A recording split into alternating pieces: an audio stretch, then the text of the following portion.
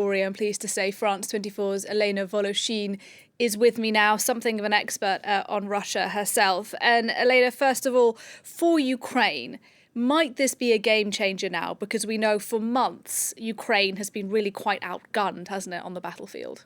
It could change a lot in the daily war and in the amount of people wounded and killed in this war. It could not be a game changer strategically. I will explain why.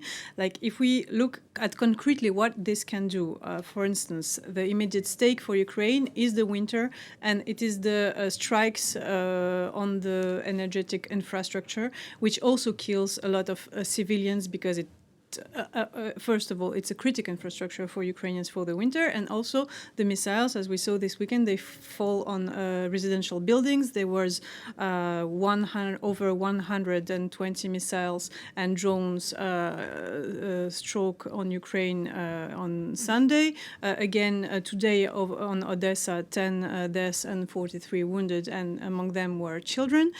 So when Ukraine got these missiles, it can strike, for instance, of course, ammunition warehouses. It can strike also military aerodromes and airports, and they are all over Russia, including the occupied Crimea.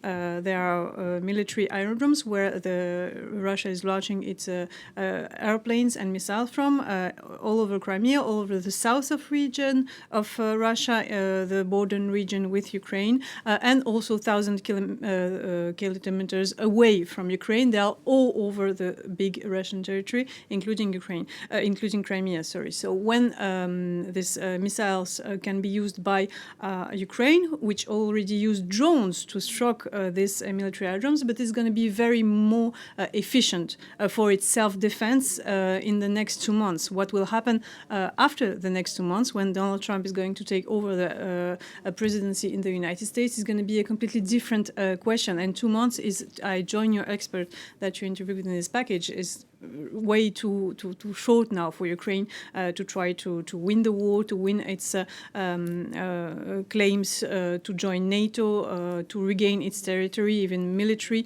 Politically, it's really too short term. So it's going to have a very tactical and immediate effect, but it's not going to change the course of the war. Okay, and what about Russia then? How do you think tangibly Russia might react to this? The thing is that Russia is not reacting in this war. Russia is acting in this war, and we are reacting. When the United States are deciding to give Ukraine this authorization that it's been asking for months now, the United States are reacting to what Russia is doing, and Russia is just having its agenda, and it was striking energetic infrastructure in Ukraine last winter, the winter before. It had its strategy, whatever the Westerners are doing. So despite the fact that this morning Putin's spokesperson Dmitry Peskov said that the United States are giving a new wave to this war, they are escalating, they're putting petrol on the fire. It's only rhetoric. If we look at what Putin was saying at the Valdai Club on the 7th of November, he again was spreading this nuclear threat, saying that the West doesn't understand what game it's playing, etc. When Russia has such a nuclear arsenal, you couldn't speak of a strategic defeat of Russia. It's you will lead to a worldwide tragedy, etc. It's only rhetoric, it's only propaganda saying that the West is provoking Russia, but Russia has its agenda whatsoever. So, in my opinion, at least, this decision comes way too late, and Russia action would not have changed whatever the United States would have done so before. Really good to get your analysis on this. Thank you very much indeed, Elena Volochine, for us there.